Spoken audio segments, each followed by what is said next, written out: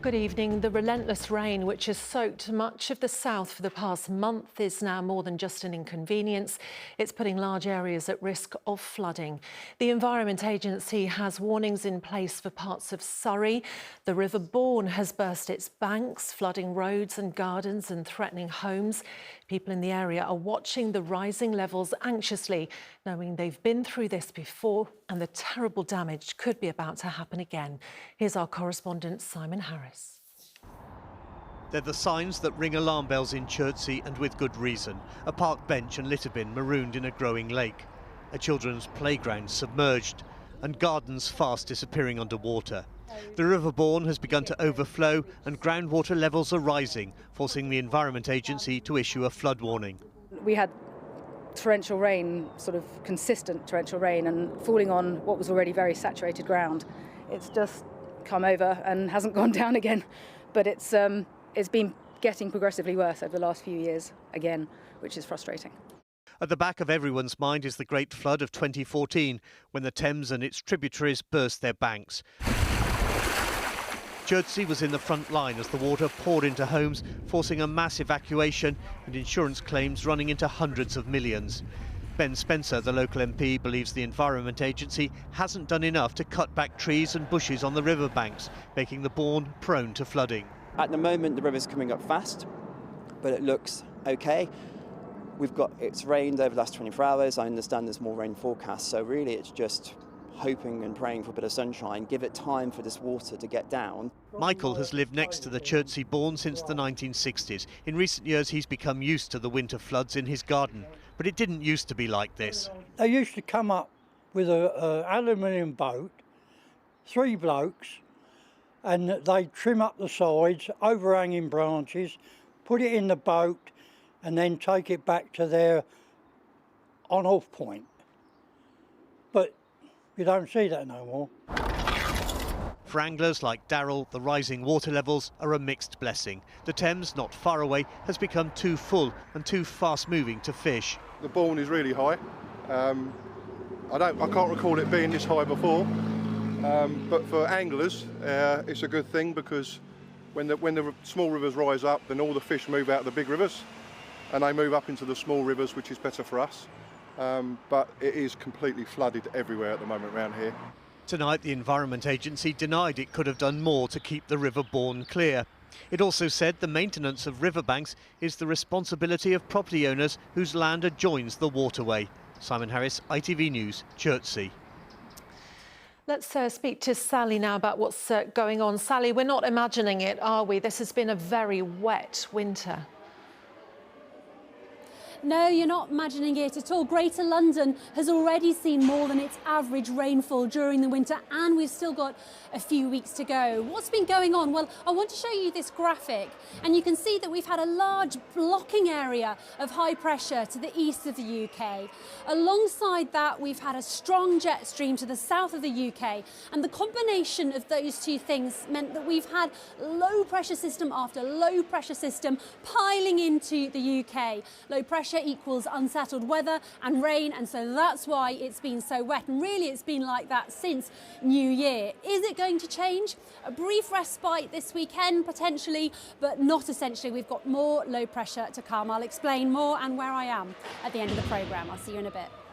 OK, Sally, for now, thanks very much. Next tonight, the partner of a man who took his own life after being targeted by a gang says he has no faith in the police to get answers.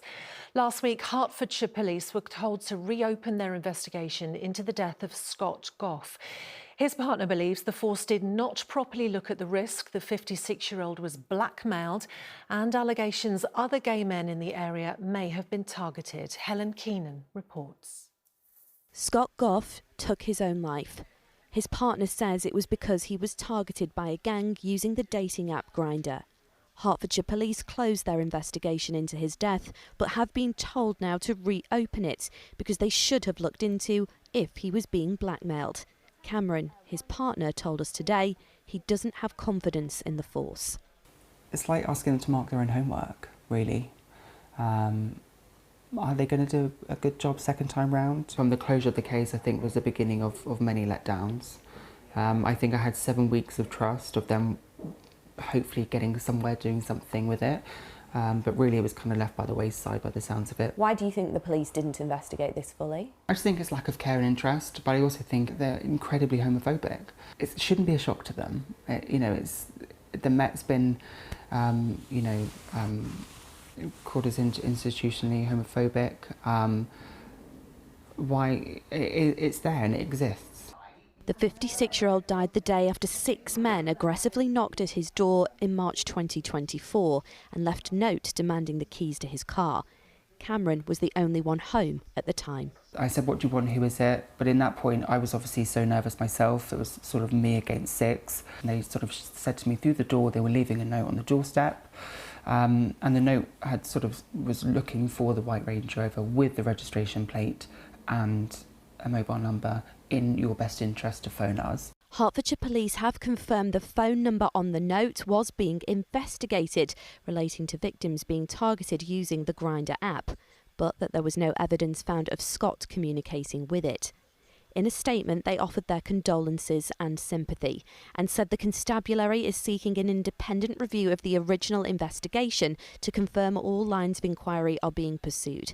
Hertfordshire Constabulary remains committed to ensuring that members of the LGBTQ+ community feel supported when approaching the force. Cameron has looked through the report and says there are many unanswered questions. No arrests have been made relating to Scott's death. He says there needs to be accountability. Helen Keenan, ITV News. Police are looking for a 7th man after 6 others were charged in connection with the murder of a young father in Knightsbridge. Blue Stevens was attacked in Seville Street last July. 6 men have been charged with perverting the course of justice. Police say they're continuing to look for Yusuf Razak in connection with Mr Stevens' death. The others have been released on bail. A man from Ealing who died after a light aircraft crash in Greater Manchester has been remembered as the glue of his community. Mustafa K. Zubaydi from Greenford was one of 2 passengers. The other was pilot Arian Abbasi from Harrow. He was described as a loving father and devoted husband. An investigation into the crash is ongoing. A former Olympian has been telling us why he's entering the controversial enhanced games. They're games where athletes will openly be using performance-enhancing drugs banned in mainstream sport. Reece Prescott from Walthamstow spent years winning medals and abiding by strict anti-doping rules. But now, in retirement and struggling to support his family, he's preparing to take a risk on his health and his reputation.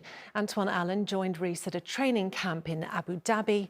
Here is his special report. Well, if you win, breaking a world record, obviously that's $1 million. That's astronomical money. You know, people work really day and hard to achieve something like that. For the chance to win $1 million, how far would you be willing to go? Britain's 4th fastest sprinter of all time, Reece Prescott, has put his health and reputation on the line, travelling to Abu Dhabi to join a training camp and medical trial for the Enhanced Games. The world's best athletes, fully unleashed. It's a new and controversial sport event that allows athletes to take performance-enhancing drugs if they choose to. The big question is, will you be taking performance-enhancing drugs? The initial thing is just getting myself right and into great shape. I'll then have my medical review and speak to the team and see the protocols, and if it's something that I want to partake in, then I will, and if it's something that I don't feel comfortable, then I won't. All athletes that join the medical trial will have access to a range of performance-enhancing drugs, including anabolic steroids. The drugs may be used to aid recovery, muscle growth or focus. Enhanced Games say all substances used in the trial are already approved for medical use by the US Food and Drug Administration. But the NHS advises anabolic steroids and similar drugs should only be taken on prescription, warning that misuse to boost athletic performance can lead to serious physical and psychological harm. If anything, I'm more than comfortable and I feel safe. You know, when I initially signed up, you know, you get like a good medical. Winning the $1 million won't be easy. Reece's personal best for the 100 metres is 9.93, whereas Usain Bolt's world record is 9.58 seconds. Both times achieved without taking performance-enhancing drugs. The World Anti-Doping Agency has heavily criticised the Enhanced Games, labelling them dangerous and unethical. Do you think more athletes, more sports people will join the Enhanced Games? 100%. I feel like in life everybody wants financial security. The Enhanced Games will take place in May in Las Vegas, featuring swimming, sprinting and weightlifting. For the athletes who choose to take performance-enhancing drugs, the hope is that the promise of a huge payday doesn't come at the cost of their long-term health. Antoine Allen, ITV News. And Antoine's been looking at who is behind the Enhanced Games and speaking to more of those taking part. Head to the ITV News YouTube channel for more of his reports. Still to come on the programme. And 50 years of the studio that brought us Wallace and Gromit. We find out how the characters are brought to life. But first, last night, more than 100 million people watched the Super Bowl in California. But it turns out that most American of sporting events had a man from Enfield playing a pivotal role. Aidan Durd coached the Seattle Seahawks, securing his place in history as the first Brit to lead a winning team. But as Rags Martell has been finding out, Aidan has a personal legacy a bit closer to home.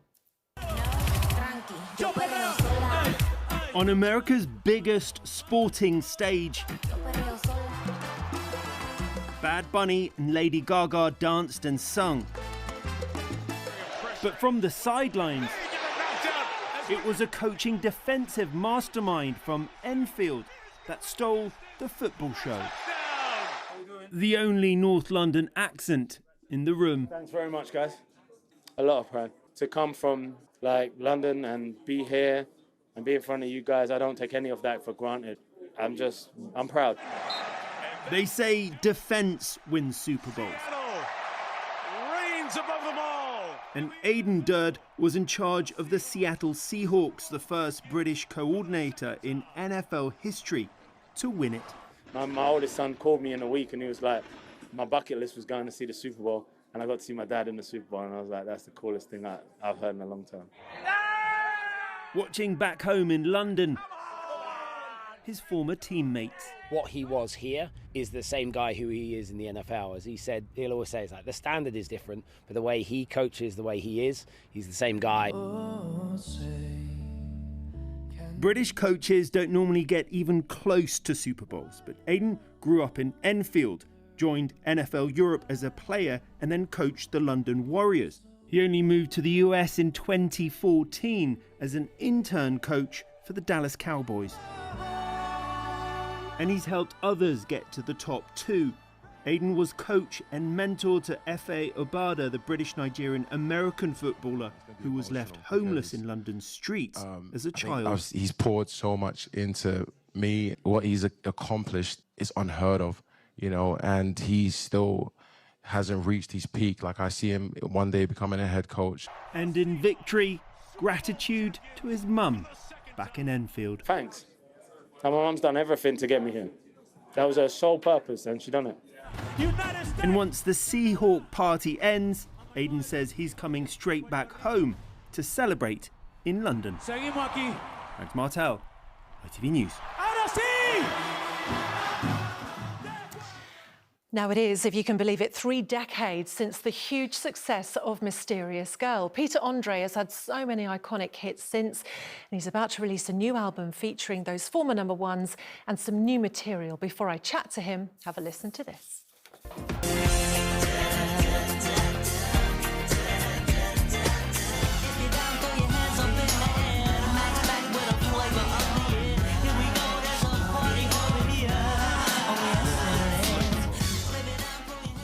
Peter, you just sang lots of good memories looking back Lots there. of great memories. It's just knowing that I'm 3 decades older. That's what makes it so hard. Don't tell me. I remember all of those coming out when I was a teenager. 30 years. 30 years. What's going on? Do you know what, though? It's so amazing. I mean, some of it's a blur, but I actually just feel so privileged, you know, like lucky that I get to still do what I love doing after all this time. Yeah. It's wonderful, and that's obviously you can only do that with people support you, and they've been so supportive, so it's amazing. Having good fans and a good team. Amazing. So your new album, Legacy, I think it's out in April, isn't it? So it's got some of these amazing classics, and then it's got some new tracks as well. Rock You Right. I think we might be hearing a little bit bubbling underneath. We're just hearing it. I mean, you said that you're kind of honouring the past and looking to the future. Yeah, so what I did was some of the original songs that people don't know I'd written with people like Montel Jordan and Brian McKnight, and I rang them all and I said, guys, if we redo these songs, can you all come on and actually feature on them? So they did. Kenny Thomas, my friend, Lady Leisha. I've got some great people featuring on it, and a couple of surprises that I don't want to say until it comes out. But it was about doing something nostalgic. I didn't want it to try and be too clever with it. I wanted to keep it nostalgic and write 3 songs. And the first song, Rocky Right, was the one to launch it. And I literally wrote it reminding me of the 70s and 80s disco music, which is what I love. It's got that retro kind of vibe Love to it, that vibe, Yeah. you know. And so to be able to do it, and yeah, we've had a great response on the pre-order because you can pre-order it now. It's not out till April the 10th, but the response has been fantastic. So it's going well already. I'm so grateful for it. Listen, I've got to ask you this. I don't know if I've got this wrong. Mysterious Girl. What's this about it? Was going to be called Mystery Man. So originally, it was called Mystery Man. You are very busy. You've got a rare day off, haven't you, from your tour, the very best of Frankie Valli in the 4 seasons. Such a phenomenal show, guys. If you haven't seen it, it really is a must-see show. It's not my show. It's a show that travels every year, but I've been able to join it a little bit. It's phenomenal. We're at the Dominion Theatre on Sunday night, the 15th, if anyone wants to come. But honestly, you won't leave disappointed. No. Do you do all the high singing? Oh, yeah. Yeah. Oh, I mean, falsetto, funny enough, is one of the things that my strong point, but I just never did it in my songs, really. But yeah, we do a lot of that. And we got 4 other great vocalists, West End performers that are fantastic. These are the kinds of songs that people don't realise that they know. I know. When they approached me to do the show last year, I was like, I don't really think I know many Frankie Valli songs. They're like, yes, you do. You do. And they sent me the list and I was like, oh, well, okay, yes. Yeah. They're phenomenal. It's all that stuff out of Dirty Dancing and stuff, isn't it? But Brilliant when we were kids, stuff. you know, we used to listen to it on the beach. I used to think it was all Beach Boys, but a lot of it was Frankie Valli. Gorgeous, Great brilliant. stuff. You are a very busy man and we're very lucky to have you in. Thank you so much, Peter. I'm grateful. Thank you very much for having us. Right, at the Winter Olympics in Italy, British hopefuls Lila Fear and Lewis Gibson are about to take to the ice in the figure skating, and they're watching closely in Ali Pali, I think, aren't they, Sal? They certainly have, because this is where Lila and Lewis call home. It's where their training, their career really got kick-started at the famous Ali Pali ice rink. Now, I can't guarantee if the ice hockey players, crazy game, if they'll be watching tonight, but the ice dancers definitely will. The coaches and a lovely, very young couple, one of them is just 15, Mimi and Joe, they'll be watching. Very soon they're going to the World Junior Champs, but they're hoping to follow in the footsteps of Lila and Lewis. So I went down onto the ice a little bit earlier to catch up with them and hear all about their regime. Let's take a look. Hello again. Oh my goodness. I have no idea what that funky move is called, but it is stunning, isn't it? We've got Mimi and Joe here at the Alexandra Palace, making me feel wholly inadequate as I make my way really badly over the ice to talk to one of the coaches here, Becky. Lovely to see you, Becky. Now, hopefully I'm not blocking this beauty behind us, and hopefully I won't fall over. Now, the first thing I have to tell you, Becky is a coach here. She has just had a baby. Congratulations. Thank you very much. Thank you. 3 weeks old? 3 weeks old, yeah. And this is the longest time you haven't been on the ice ever. It's been about a month, yeah. How are you feeling? I'm good, thank you. Yeah, and he's doing really well, so. Well, I'm so glad to hear it. Now, listen, we're here because Lila and Lewis are over in Italy. We've got these two here. Tell us about Lila and Lewis. First of all, what are they like? Because you know them. They are the most humble, lovely, caring people that you would ever meet, despite their talents. They are inspirational to all the skaters here. They started their journey right here at Alexandra Palace as a dance couple and just progressed further and further, and it's so special to see them competing at the Olympics and with medal hopes this evening. We just couldn't be prouder. Well, fingers crossed for them. Right, lovely to speak to you, Becky, and good luck with everything baby-wise. So gorgeous. Right, let's bring Mimi and Joe. Come on over. Oh, do a big finish. Nice, I like that. That was stunning, by the way. Thank you. You've put me to shame. First of all, tell me a little bit about Lila and Lewis and how much of an inspiration they are to you, because they're from here, they practice here, right? Lila especially. Yes, such a huge inspiration. I think Lila and Lewis were the reasons that I really started ice dance, and they're just so inspiring. Really? especially here because they trained here. Yeah, and you guys are very young compared to me. Mimi is 15, you are 19, and you're at university at UCL. You're still at school, at Silver Young School. What is the sacrifice to be that good at ice skating? Time are you up in the morning? Yeah, a lot of early mornings. So we train at 6 o'clock, 6 days a week. Wow. So not too much partying. One more question. What is your favourite thing about ice skating? Because we want people to come down here to Ali Pali and ice skate. The feeling you get just gliding across the ice is really special. It's almost like flying. I have no idea what that feels like, but thank you so much. Right, you two go off, keep Thank you practicing, very much. lovely to see you. And here is the weather with news that it is going to get a tiny bit colder. Here we go.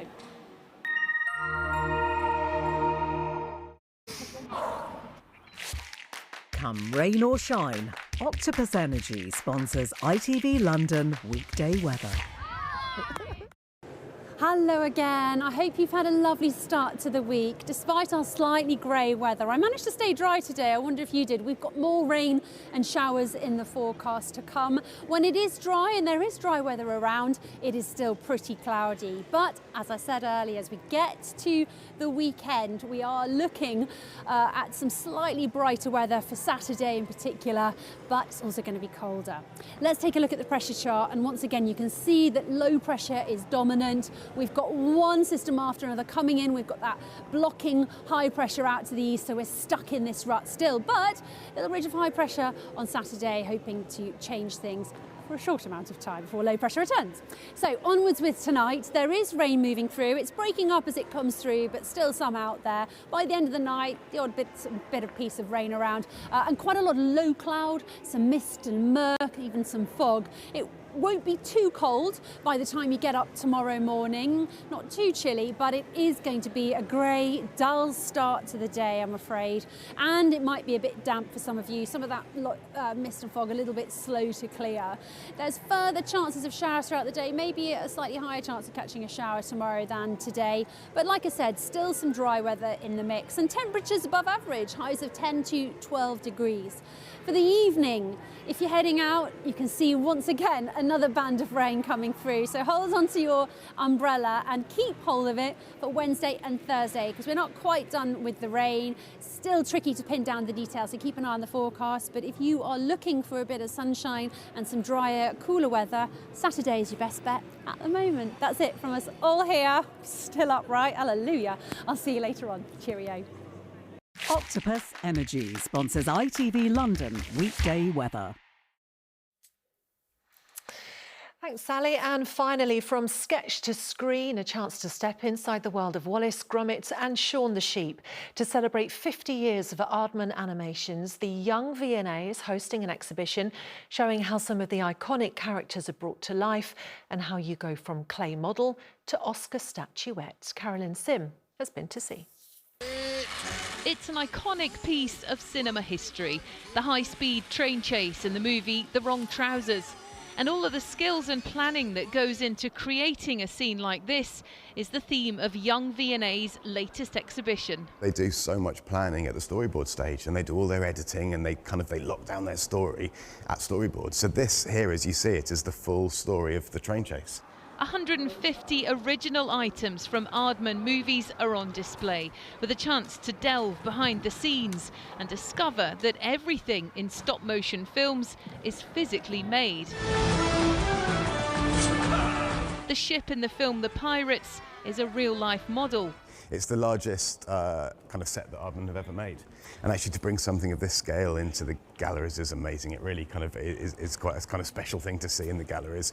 And you can see thumbprints on the carefully crafted clay characters. And there is something in kind of today's increasingly digital world, Aardman retain that kind of that handcrafted aesthetic, and I think that's kind of one of the reasons why they're still loved as much as they kind of were originally. Cage inspection! The real set used to film the scene where the blank-faced penguin Feathers McCraw is imprisoned shows how lighting changes the mood. It's very small, isn't it? Yes, well, they're small puppets, but actually you can't tell the scale when it's being filmed because the camera's zoomed in. It can take an animator an entire day to produce just 3 seconds of footage. Your brain knows that it is a series of still images that's given the illusion of movement, but the magic is your brain tricking you into thinking it's real and alive. Some early drawings of Wallace and Gromit look very different. It was when they put the voices to the faces that Wallace's famous expression was formed. The idea of the exhibitions to inspire children to become animators themselves. It's really amazing how people actually made it with clay. I like the most when we do the drawings. I like the one in the prison where you can control the light. And it looks like the magic of stop-motion movies will entertain us for many years to come. Carolyn Sim, ITV News at the Young V&A. I think they will. That's it from us. The evening news is next with Lucrezia, but from all of us on the London team, have a nice evening. Bye-bye.